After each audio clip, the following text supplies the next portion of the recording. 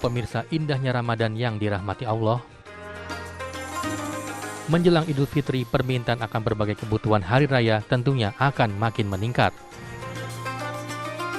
Hal ini pun kerap dimanfaatkan banyak orang untuk berjualan dan menawarkan berbagai macam kebutuhan hari raya, mulai dari makanan hingga pakaian. Idul Fitri memang membawa berkah bagi banyak orang. Tak jarang, momen ini juga dimanfaatkan oleh sejumlah warga untuk mencoba berjualan kebutuhan hari raya. Ada yang memang pedagang musiman, atau ada juga yang mulai mencoba untuk berdagang. Perdagangan atau aktivitas jual beli telah dikenal umat manusia sejak dahulu kala.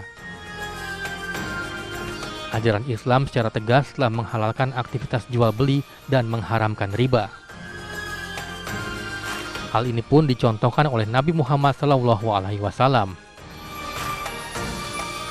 Nabi Muhammad sebagai tauladan umat adalah seorang entrepreneur sejati.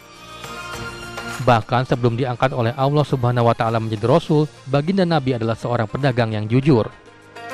Namun, seperti apakah aktivitas jual beli yang sesuai syariat Islam dan dicontohkan oleh Rasulullah SAW, dan apa yang boleh dilakukan dan tidak boleh dilakukan dalam aktivitas jual beli? Simak penjelasannya dalam Indahnya Ramadan kali ini. Assalamualaikum warahmatullahi wabarakatuh. Selamat pagi pemirsa TV One dimanapun Anda berada. Senang sekali kembali bertemu di Indahnya Ramadan. Saya Hilbram Dunar bersama dengan guru-guru kita. Sudah hadir di studio. Ada Kiai Sumarno Syafi'i. Assalamualaikum Kiai. Waalaikumsalam warahmatullahi wabarakatuh. Dan juga Gus Han. Assalamualaikum Gus. Waalaikumsalam warahmatullahi wabarakatuh. Pembahasan kita pagi hari ini menarik sekali. Ini sesuatu yang sering kita hadapi di mana-mana. Apalagi di bulan suci seperti ini mendekati ke Idul Fitri, perdagangan itu semakin banyak. Ya. Ya, kita bukan cuma melihat perdagangan di pasar-pasar, tapi sampai di sekitar kita pun semua berdagang. Bahkan tetangga-tetangga kita juga mungkin sudah mulai menawarkan barang dagangannya. Nah, berdagang dilihat dari sudut pandang Islam. Itu yang ideal seperti apa? Saya mulai dari Gus Han terlebih dahulu. Silahkan Gus. Ya, ini pembahasan yang menarik ya. Karena terkesan bahwa perdagangan itu selama ini seakan-akan aktivitas yang bukan Islami. Gitu. Padahal perdagangan itu adalah sunnah Rasul. Dan Rasul telah mencontohkan menjadi pribadi seorang pedagang yang baik, yang jujur, yang amanah, dan mulai dari muda sudah berdagang. Nah, artinya proses perdagangan ini harusnya ditiru oleh generasi-generasi muda kita yang selalu mengatakan kembali ke sunnah. Ketika kita bicara kembali ke sunnah, maka harus ya sunnahnya semuanya diantaranya adalah keahlian berdagang, keahlian berjual beli, keahlian mencari uang dengan cara entrepreneur. Ini salah satu hadis mengatakan bahwa ketika Nabi besar Muhammad SAW ditanya oleh seorang sahabat dan dia mengatakan, "Ya Rasulullah, ayul kasbi atyab?" Qala amalu rajulin biyadihi wa kullu bai'in mabrur.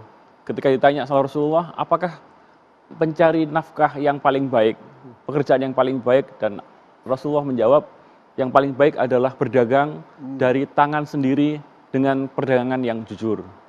Nah, ini menunjukkan bahwa perdagangan ini sesuatu yang dihalalkan, sesuatu yang diperbolehkan, hukum dasarnya adalah mubah, yang kira-kira kalau misalnya kita bisa mengoptimalkan di bulan Ramadan ini akan menjadi baik.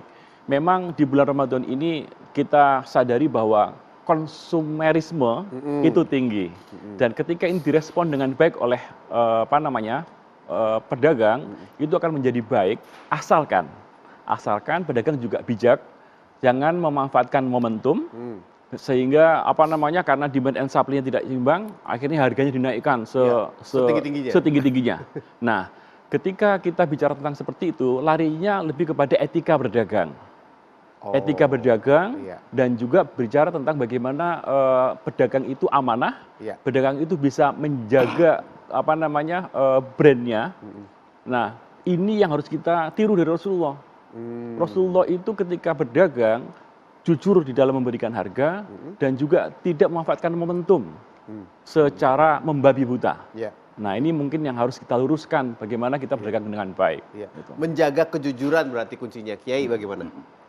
Allah Subhanahu wa Ta'ala berfirman dalam Al-Quran, Ya ayyuhalladzina amanu hal adullukum ala tijaratin tunjikum min adzabin alim. Tu'minuna billahi wa rasuli wa tujahiduna bi amwalikum wa anfusikum. Dzalikum khairul lakum in kuntum ta'lamun. Ujung ayat itu menarik. Dzalikum khairul lakum in kuntum ta'lamun. Itu akan menjadi baik buat kamu semua jikalau kamu mengetahui.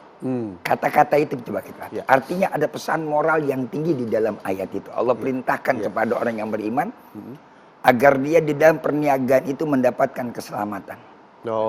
Sebab di ayat yang sebelumnya Allah nyatakan ahalallahul bai'a wa harrama riba. Allah halalkan berniaga berdagang, tapi Allah haramkan melakukan riba. Artinya antara dagang dan riba nih Beda-beda tipis. beda-beda tipis. Nah, ini nih. Iya. Oleh karena itu dikasih konsep oleh Allah. Bagaimana caranya kamu selamat daripada siksa Allah? Sebab banyak orang yang bermuka dagang tapi di dalamnya ada riba. Ya. Wajahnya wajah dagang.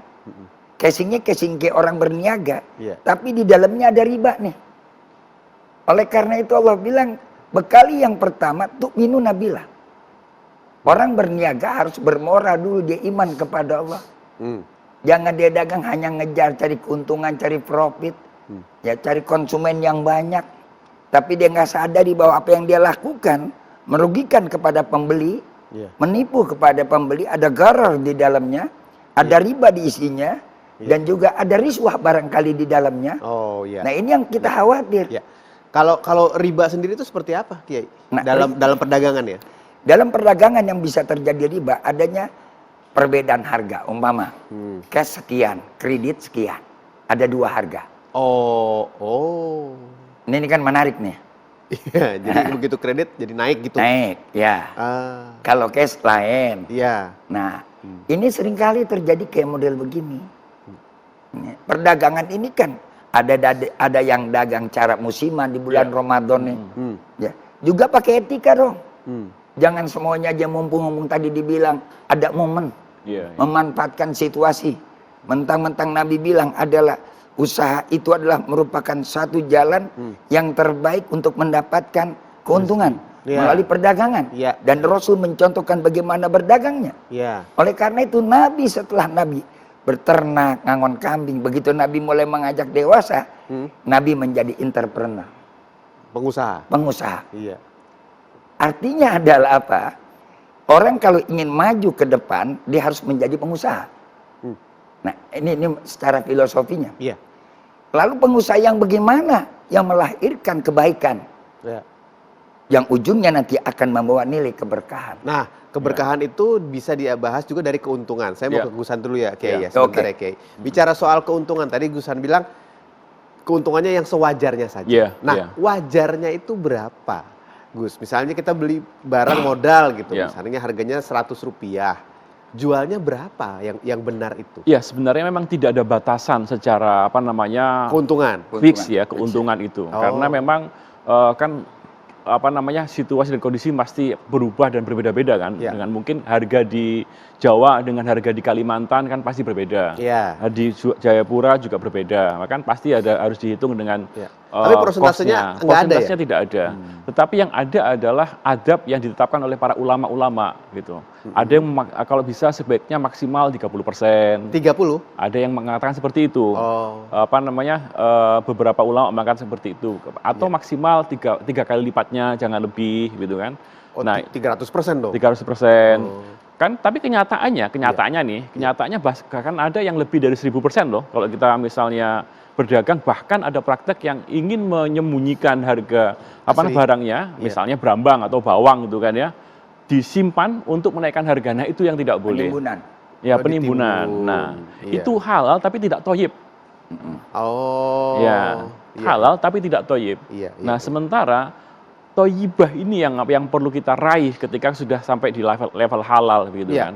Nah, karena kehalalan itu saja belum cukup untuk mendapatkan keberkahan di dalam rezeki kita. Gitu. Ada juga kadang-kadang begini tadi saya katakan. Ada kayak semi goror. Saya bilang kenapa? Dia up itu harga. lalu dia bikin diskon. Nah, Nah, ini yang sekarang terjadi. Iya. Update itu harga, logika nggak kalau sampai diskon 70%, 80%, nggak masuk kotak kan? Iya, gimana cara untungnya gitu? Gimana cara untungnya? dinaikkan dulu. Dinaikkan dulu itu barang, lalu dia bikin diskon. Itu boleh? Ya jelas sudah merekayasa ini. Ada goror.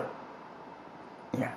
Nah ini yang kadang-kadang masyarakat terjebak. Makanya saya sering bilang, kadang-kadang mereka yang berdagang di tempat-tempat yang mewah, Iya. ya kayak di mall, tapi mentalnya lebih buruk daripada pasar tradisional. Kenapa? Pasar tradisional transaksi dengan harga fair apa yang ada. Tapi dia menipu rekayasa, seakan-akan karena modal tempat, pajangan yang bagus, segala macam dia tata, ya memang perlu kos.